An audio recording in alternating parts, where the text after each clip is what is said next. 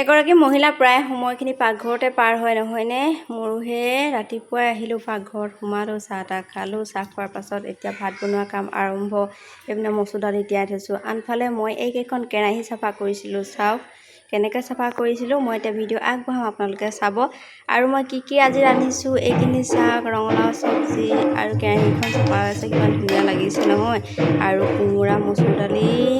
আনফালে এখেতৰ কাৰণে ৰঙালাও নোখোৱাৰ কাৰণে ধুন্দুলি আৰু ৰঙালাও আগেৰে এখন চব্জি বনাম।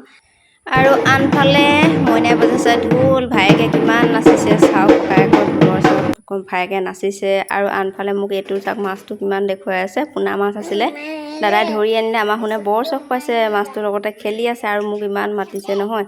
তাৰপিছতে বন্ধ কৰি দিলে মোক পানী এগিলাচ। আৰু এইখিনি চাওক মানি প্লেনেট মই কেনেকৈ ৰাখিছোঁ। আৰু আমাৰ শুন আৰু মই এয়া আনফালে আৰু এজোপা মানি প্লেনেট দেখাইছোঁ কেনেকৈ ৰাখিছোঁ চাওক।